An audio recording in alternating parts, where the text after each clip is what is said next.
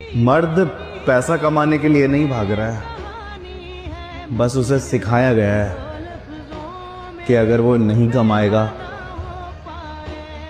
तो उसकी कोई कीमत नहीं।